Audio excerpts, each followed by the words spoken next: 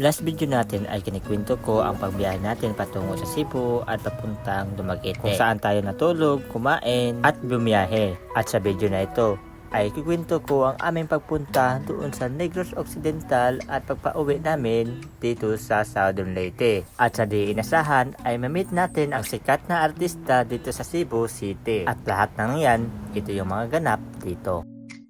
Umaga na nga at maaga kami gumising at pumunta sa terminal habang kami ay naghihintay ng aming masasakyan. At dahil wala pa ating masasakyan ay bumili muna kami ng burger dito sa tapat ng terminal. At sa ilang minutos na paghihintay ay bumili na kami ng papuntang San Carlos. Andito naman kami naka-check-in dito sa FB Traveler. Matagpuan mo sa Barangay 2, San Carlos City. At sa lahat sa mag-inquiry, ito po yung ilang FB page at yung number. Sobrang sulit na talaga ang pag-inquire mo dito. Meron na pala siyang TV, aircon at sariling CR. Nasiguradong komportable talaga pag ikaw natulog dito. At kinabukasan nga guys ay umaga na. Ito na ulit kami magpe-prepare at magbiyahe na ulit papuntang Calatrava. At nadaanan nga namin ang sugarcane dito sa Negros. At ito yung first time kong makita nga sobrang dami talaga ng solar panel. Pati na yung bundok na-cover na. Nakaka-amaze lang guys kasi first time natin makakita ng ganito. At yun nga guys no, fast forward na guys sa ilang araw ng ating pag-stay sa Negros ay sobrang bait talaga ng mga tao dito. Approachable and friendly talaga. Yun nga, pabalik na tayo dun sa Cebu at ito yung biyahe natin papuntang Cebu. So yun nga guys no, hindi na ako nakabideo sa ibang nangyari kasi full stories talaga yung phone ko. At tinatamaan ako ng katamaran. Nang kami ay nakaabot na sa ticketing ay bumili na agad na kami ng ticket papuntang Hilongos. Baka kasi ma-fully book na hindi pa kami makauwi. At dahil gabi pa aming biyahe ay gumala muna kami dito sa Cebu. Nilakad nga namin at pumunta dun sa Jollibee para kami ay kumain. At nang kami ay matapos kumain ay agad kami kumala at naghanap ng souvenir na aming madala pa uwi. Sa di inasahan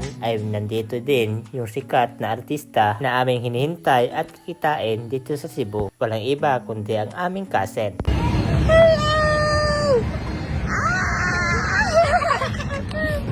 Oh, yay!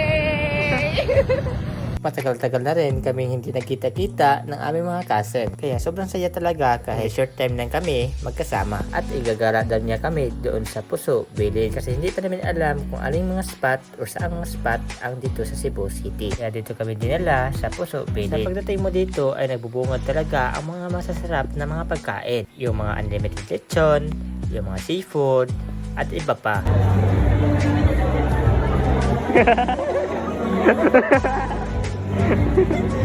Nang matapos kaming kumain ay pinuntahan namin ang Sisilex Bridge. Sobrang ganda talaga paggabi pala dito.